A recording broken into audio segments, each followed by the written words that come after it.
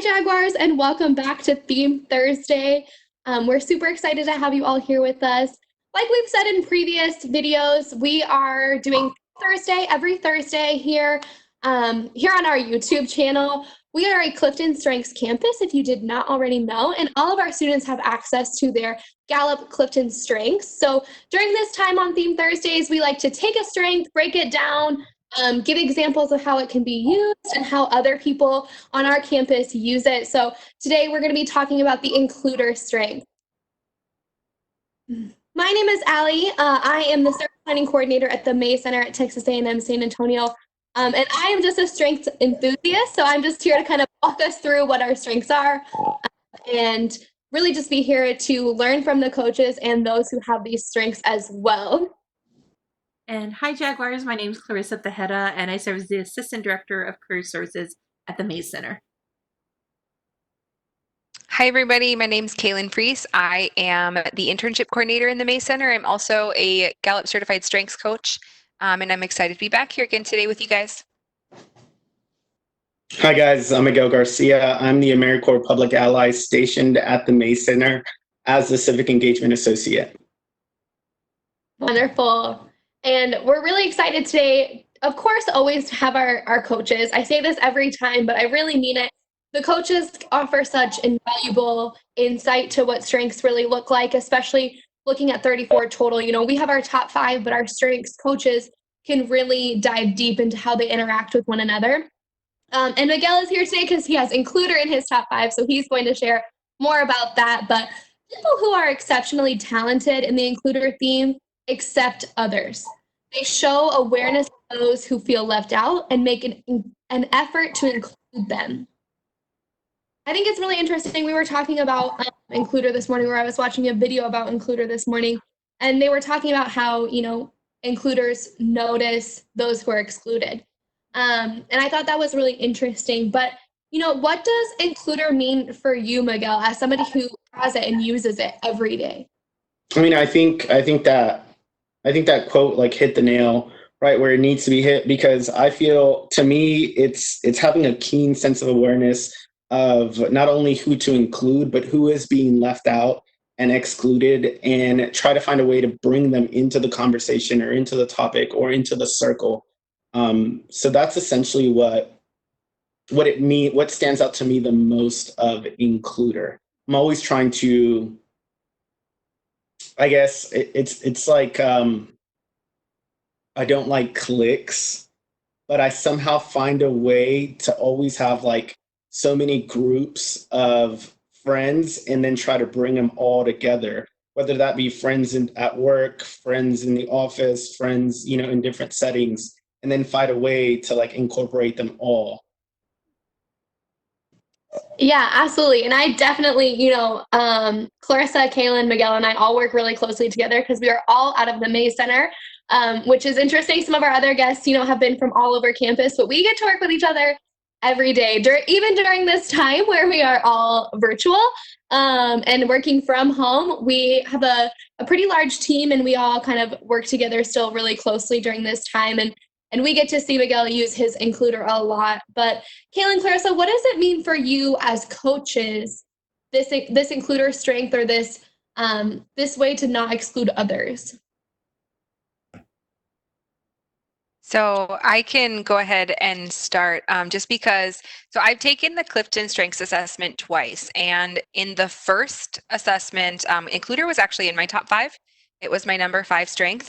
In this second time around, it has so shifted just down a little bit, but it's still one that I can resonate with quite a bit.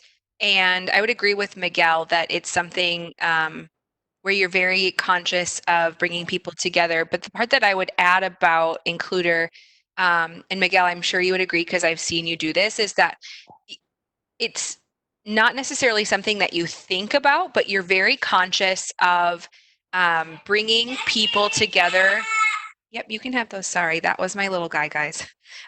You're very conscious of bringing people together and strategic about it. So, for example, when it comes to accomplishing a task, you're really good at coming up with who needs to be a part of that conversation so that it includes a diverse representation, so that it includes every how do I put this? Like, so that everyone's perspective is going to be taken into consideration and that nobody's left out, if that makes sense. So you're really good at bringing in that and seeing in the room the different perspectives and the diversity, I guess, of what can be a part of a conversation. Dude, I definitely agree with that. It just kind of, what comes to mind is like my other strengths, because strategic is a strength of mine and so is maximizer. So like I bring in these like people, like I include these people, but I'm also thinking like these individuals can give us like a better perspective to maximize our efforts, or so it is kind of like all the strengths coming together when it comes to that. But yes, different perspectives and diversity is something big that just I look for and comes to me naturally. Like I don't go out of my way to look for this, but it's in my head that like we need to bring different perspectives or different diverse groups into this to maximize our efforts. Yeah, absolutely. And I think, it's interesting. I do not have includer. It's not in my top. I don't know where it's at on that list. Who knows? But it's really interesting seeing you use your includer, because I'm assuming it's like this for a lot of other includers as well, is that it does come so naturally in the way that you speak to people in conversation, or the way that you refer to groups of people, things like that. It's always a very inclusive mentality. And I think that's where that includer strength comes in so naturally for some people, is that it really is the mentality of we're a group, or this is a group that I'm a part of, and I'm not, not using I statements or things like that. Being very inclusive in not only your actions, but in your thoughts and how you treat other people has really been interesting. Because again, I don't have includer, so sometimes it's really hard for me to even notice like, oh, somebody's being excluded, or oh, I have no idea like where to go. I don't go out of my way to like find other people, make sure that they're feeling included. I think my individualization does that a little bit, but definitely not to the extent that I think some others who have includer can really do that. And Clarissa, is there anything you want to add about what includer kind of means to you? So I really see includer kind of being the glue of a group. They're just really naturally talented at kind of making sure everybody is heard. I noticed this a lot with Miguel, where sometimes it's hard to speak up in a group necessarily, right? Maybe you think, oh, my words don't matter here, but an includer is going to go out of their way, like, hey, so what's your thought on this? Making sure to engage, and I really find that impactful, because they really do not only physically have everybody in the room, but also emotionally, psychology. Like, they want people's voices to be heard, and that really does build team trust. So I've noticed, especially in the includers on our team, have kind of been the ones to spearhead when we're going to get together and when we're going to build those teams. So I am very appreciative of them. Yeah, definitely. So it is interesting, according to Gallup and some things that I've heard, and I can't quote them directly, but 12% of Gallup's kind of database has includer in their top 5. So it's definitely not very low. It's not very high. It's kind of right there in the middle. Thinking 100 people in the room, 12 of them had includer in their top 5. So that's just like an interesting little tidbit when you consider, I think I've said it in all of the conversations we've had so far, is like statistically, when we look at these strengths, there are some that come out more prevalent in certain groups or things like that. So something to consider. But Miguel, like thinking about you as an includer in this strength, and both your professional roles and your roles kind of outside of the professional realm in either your studies or, like you said, your different friend groups and stuff. Can you give examples of when includer has really helped you? Yes, I think, I mean, when you say this, like when we talk about includer, it takes me back to being a kid. Like I used to always want to get to be the team captain, or like in basketball, be the first one to make the basket, only because I'm able to sense who got excluded on the previous games. So I'll make it a point that if I'm the captain, I get to pick who's on the team this is like what I was thinking as a kid. So like I'd pick like the best player, but then my second pick would be somebody who didn't play the last game, or somebody who didn't get to participate, or somebody who's just like real shy and introverted, just to try to break them out of that of being so into themselves and bring them into our group. Um, but yes, the way it's helped me with work. Sorry, I went off track to like just listening to all you guys and thinking of my includer strength took me back to like the playground days. Um, but yes, in work, in the sense of work, includer has helped me out so much because I call it collaboration, right? Like you collaborate with so many groups in your efforts to either simplify or to make things better. And I noticed that like now I'm noticing that it's my includer strength that makes me think of these collaborations, on who to bring into the group to maximize, the event that we're throwing, or just to maximize our efforts and simplify it.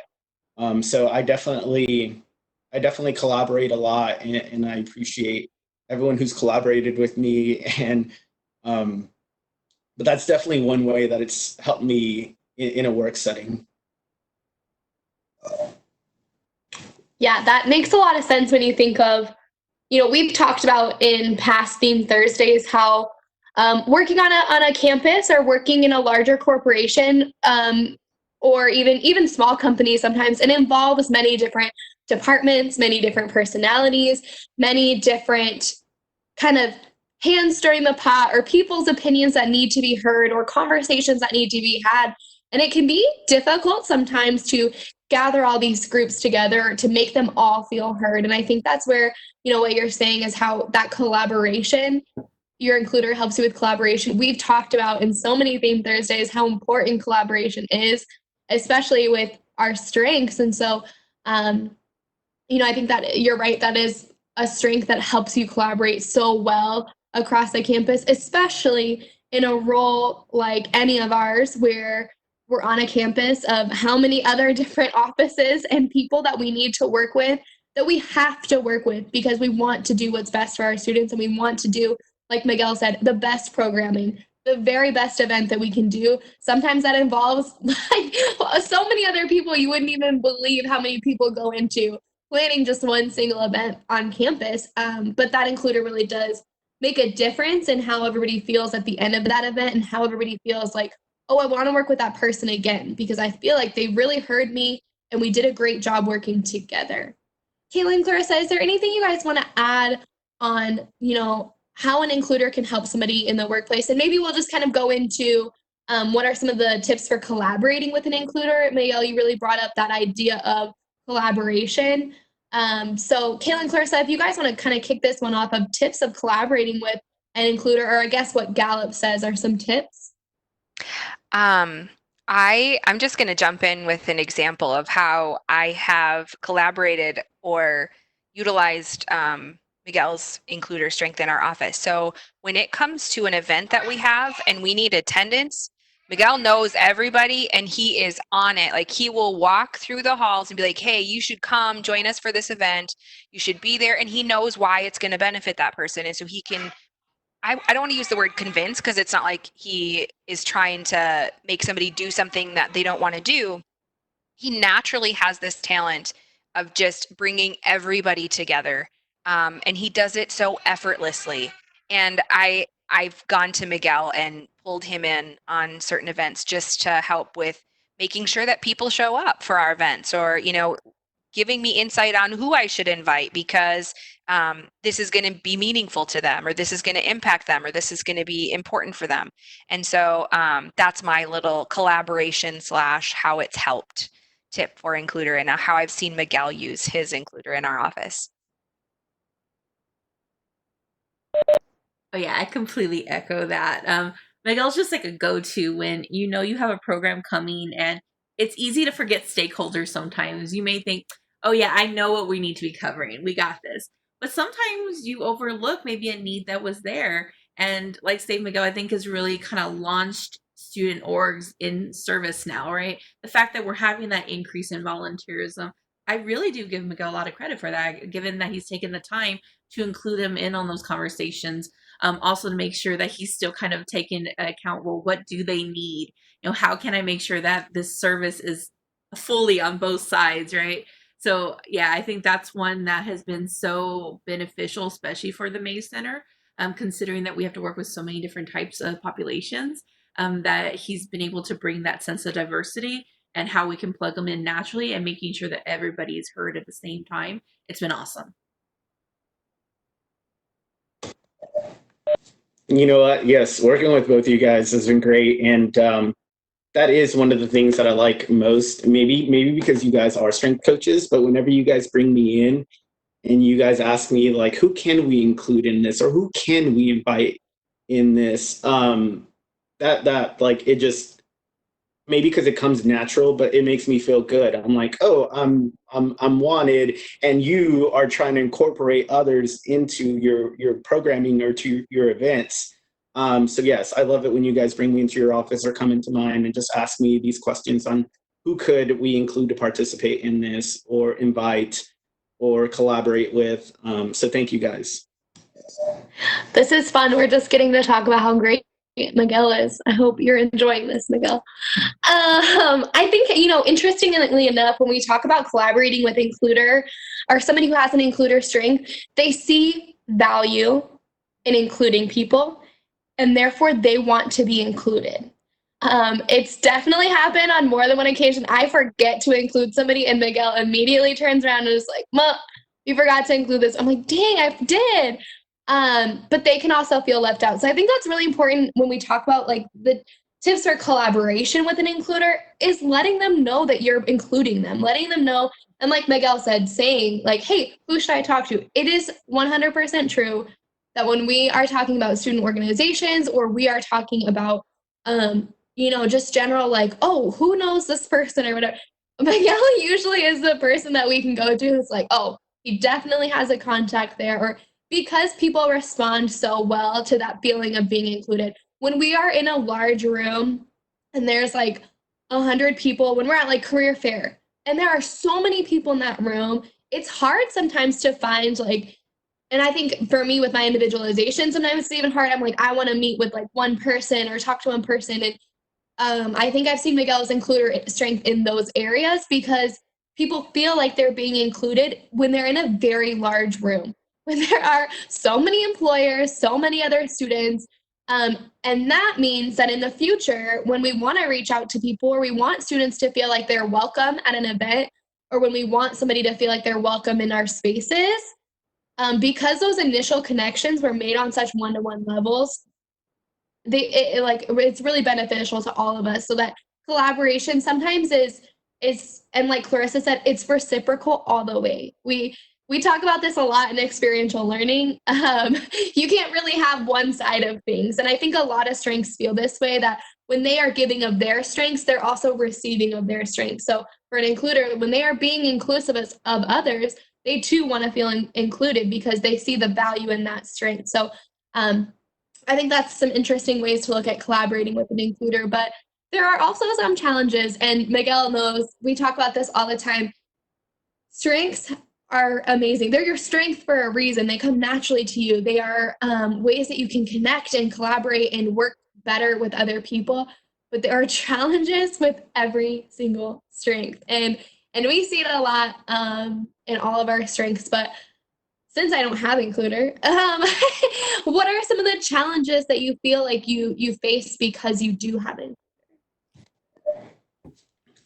This is kind of a difficult question, I guess, maybe because it does come so natural to me. One thing that I can think of from the top of my head is that things that happen too fast, or like decisions that get made way too quick.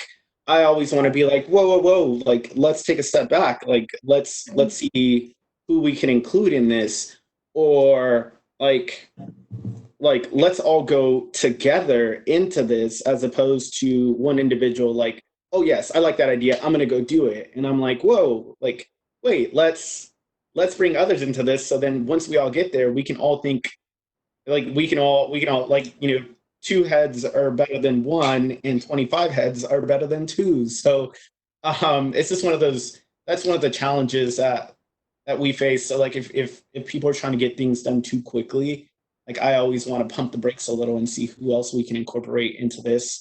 Um, let's see what another thing I can think of is maybe sometimes like there needs to be the time where maybe I do extend my circle too much or too wide or too thin. And some of those decisions need to be made. Sometimes people do need to be excluded for decisions to be made, and then we can include them into the process, not into the decision making. And that's difficult for me to understand from time to time, because I just want everyone to be in this and have the power, have their opinions be heard, and let's all make this decision together. Which brings up another thing that's difficult is when you bring too many people in, then it's hard for us to all agree on one thing. So that is one thing that I've noticed. I bring too many people in whenever we're making a decision, when really some of us need to make the decision and then we incorporate them. So having that understanding or that balance is proven to be difficult for me from time to time. Definitely. I think it's really interesting. Includer, based on the podcasts that I've heard and things, is most commonly paired with positivity, empathy, and harmony. And we just recently spoke about harmony. But they are very like relationship based, very like people oriented strengths. And I can definitely see how sometimes an includer would struggle if there's not a ton of positivity in the room, or if people are not communicating well with each other, or they don't feel like there's that harmony balance of everybody's being heard and everybody's being accepted. And when things start to get into like conflict, it can be really difficult for an includer to feel like, okay, we're not getting anywhere because it's just conflict right now. So I think that's really interesting. Clarissa, Kaelyn, I know Kaelyn has a card somewhere that's talking about barriers. I'd love to hear some of the barriers or challenges of an includer. Well, the card that I have here says the barrier label is indiscriminate for includer. So there's that. I would say for me, the challenge that I see with includer is that Miguel kind of touched on this, is just that like if you have how do I put this? Okay, so let's say you're going to lunch, right? And you invite some people to lunch and you invite somebody who has includer, and then next thing you know, your lunch turns into like 50 people and you were only planning on 5. And so now you got to really rearrange all of your fixings because you just didn't have enough. Or you got to incorporate more vehicles because there just wasn't enough room. And so I think that's one of the challenges, is sometimes people who don't have includer don't necessarily understand why somebody would do that. And it can cause challenges, especially if they didn't understand that there was only enough food for 5, or there was, only enough space for 5. In an includer's world, I think they see there's room for everybody at the table, right? They want to bring everybody in. They want to share and hear from everybody. And so sometimes I think that can be a challenge if you don't communicate that up front. Like, hey, I want you to be there, and this is why, but unfortunately there's only this much space, so we can't invite anyone else at this time. Yeah, that whole concept of when to include and when not to include is a tricky one. I loved, Miguel, how you mentioned kind of, especially with decision making, right? I do understand sometimes that with high level, especially high level decision making, where you're like, okay, I would love to have everybody's input, but it's going to slow process, right? So includer, maybe just switching that mindset, say, well, people can't physically be here, but I am in the room. I am in the room to advocate and to really say, well, have we thought about how it's going to impact these other parties? That is where an includer's strength is really meant to shine. Because again, while we wish we can have every single person voice all their concerns in that area, that's just going to slow it down, and that's going to hurt everybody down the way, right? So how do we make sure we partner with some other strengths? So like say you have maximizer, right? So how does that maximizer really kick in and say, okay, yes, I know how we can have progress and we can still make sure all these other people are heard. Partnering our strengths together, really that's what it's looking for. I hope that's helpful because, yeah, I know that's something when I've worked with former colleagues, they're like, oh, but everybody should be here. I'm like, oh, but we can't have a 20-person committee on this one policy. Like, we have to be able to see their angle. But like when I actually talked to them, well, how do you think this would impact other people? Like, oh, I know how that would. I know how that would feel, and I can see the gaps if we are doing something. So using that to your ability would be really great. Those are some great points to make, considering like that an includer really does struggle if everybody's not represented, but that they can be the representation. Like Clarissa said, they are the advocate for others because in their mind, they want to make sure that everybody is included. And by having that mindset and by understanding that when you bring an includer to the table, that is where their mind is at, that they want to make sure everybody is heard, can make these difficult decisions sometimes just a little bit easier to kind of go around and say, because at the end of the day too, it's really hard when you're making like high level big decisions because you do not want at the end of the day to somebody to come and say like, you did not consider how this would affect me, or you did not consider how this would affect my department. So I think that's a really interesting when you're considering bringing like, what kind of strengths do we need to incorporate into this, decision. By having an includer, you can really make sure that you're saying like, who else are we who are we not thinking of? Who do we need to be thinking of? And what can we do to make sure that whatever decisions we make or whatever lunch decisions we make or whatever, big or small, that these decisions are considering all the voices that need to be. And I think it's interesting that it's commonly paired with like empathy and harmony or those kind of more feeling type strengths, because you're not just considering how it's going to affect them like professionally, but you're considering how it's going to make them feel. You don't want somebody to feel excluded, not just, oh, they weren't at the table. No, I don't want them to come back and say, I feel like you excluded me, or I feel like I'm not a part of this, or I don't belong, or things like that. And so I think that's really interesting when you take in that like humanizing aspect of the includer, is they kind of humanize a decision, or they humanize, conversations around them, or like we said, even events and things, and make it, I guess, like what I'm thinking is more like homey. Like when an includer is involved in an event, it feels like I'm here to make people feel good. Like we want people to leave with that feeling, not just like I got my brochure and like I signed a piece of paper saying I should go to this event next time, but feeling at the end, wow, like I've learned so much, or I feel like a part of our campus community because I was included in this event. So I think that's a really interesting way to look at, and maybe that's back towards with collaborating, but an interesting perspective on how includer can be utilized and be a really valuable strength for many teams and many individuals.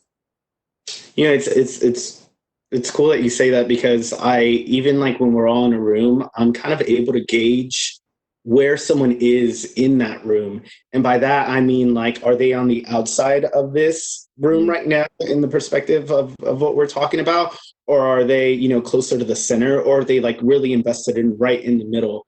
Like I'm able to just naturally understand where people are in that room. So like I'll either like gauge them by asking those that are more on the outside, like asking them questions that'll bring them a little bit further in. And now if they're not receptive, then I completely understand, and maybe just off to the side, like have a conversation with them and let them know like, hey, I know you have some great ideas. Like what are some ways that we can utilize you? Or like, hey, I really liked what you did, in bringing this topic up, like, can you tell me more about that? So just, even if I can't do it right then and there, I like try to find a way to go and try to bring them back in. So it's funny that you bring that up. So yeah, well, like I said, we get to hang out a lot in our offices. We, Clarissa, Kaelyn, Miguel, me, all of our coordinators, all of our leadership, we spend a lot of time hanging out together. And we get to see each other's strengths in really interesting ways. I think especially during this time, gosh, what is this even day? I don't even know how long we've been doing this, but we are virtual. What is this, week 4? Week 5? Week 4. I think it's, oh gosh, it's week 5. Day one yeah, of week 5 for Texas. It is a week 5. But as we go into this is a really interesting opportunity for us to utilize each other's strengths, to see each other's strengths in a very different way. I think seeing strengths in a meeting, like a boardroom type meeting where we're all kind of looking at each other and we can gauge, body language. Your strengths come out in your body languages all the time, like based off of who you're looking at in the room and things like that. So when you don't have that, when we're all just faces on a screen and we're all in our homes, which is even just a little bit weirder. But checking in on people, making sure people feel included, and especially during this time, recognizing our strengths for what they are, that they add to our team, that they are valuable. And all of our students who are watching this or listening to this, or I don't know, maybe it's like a year from now and this is all over and you're watching this, but understanding your strengths and what you bring to the table is what makes a group so special, because when you can understand them and you can vocalize them the way that Miguel is doing, or understand them the way that Clarissa and Kaelyn, by taking a deeper look into it and 5-10 minutes watching this video to understand more about your includer, it makes your team, whether that's working on a team project, which we all know is not always fun, okay? It's just not. Or it's working in a team in a professional setting. Maybe it's doing a research project. Maybe it's just your family. Maybe it's just understanding yourself better and how you can contribute when you are locked inside with your family, and you can't really see anybody else. So I think this is a interesting time for strengths, but a really great opportunity for us to keep diving in, keep learning more, and keep that conversation going. But before we head, clear out the day, finish off this video, what are things that you guys kind of want to add? Clarissa, Kaelyn, anything you guys want to add about the includer strengths, or about strengths in general, during this time, if there's anything? I would just, Allie, you kind of already touched on it in that, even just today, as we were starting this video about includer, I asked Miguel, I said, hey, Miguel, can we tap into your includer to find ways for our team to connect and whatnot? Everybody is in quarantine right now. It is a struggle, not for just one individual person, but I think for everybody, and everyone's struggling in their own way. And for someone who I think has includer, it's probably very challenging to be away from people and not being able to connect in the same way that you were previously. That doesn't mean you can't connect. And so I said, Miguel, can you find a way to include us all and to do something where we maybe feel connected again? And I think that's just something to think about as we go through quarantine, as we go through this time, this weird time in history, to just really consider and think about how you can use your strengths to bring people together, how you can use your strengths to better yourself, and how you can use your strengths to overcome these challenges that we're facing every day, and to tap into your peers and your colleagues and your friends and your family who maybe have a strength that you don't, and tap into their strengths to help you get through. And so that's just my little tidbit there, as we haven't really talked about quarantine much in this video and how it relates to includer. So that would be my little tip. Cool. Yeah, I totally echo that. It's one that, again, if you know someone that has includer, really going to them at this moment. Also, in terms of programming, kind of making sure that we have an understanding of accessibility lens, because right now, because we're taking things so virtual, are we missing some gaps somewhere? Again, is this conversation truly accessible to all of our students? Using someone that has includer to kind of brainstorm, hey, here's your other touch points that you can use to complement that. Totally, take advantage of it during this really critical time. Wonderful. Well, I love it. I know. Sometimes it's interesting during these theme Thursdays, we are, because, we're recording week by week, kind of just looking at, and everything is changing week by week. And like we say every single time, this is not forever. This is not the way that life will be forever, or God, praying that this is not the way life will be forever. But this is where we are right now, and learning. These are some amazing skills, students, faculty, staff, anybody who's watching this, as we look at this time. We're talking about upskilling a lot in career services right now and what that might look like during this time.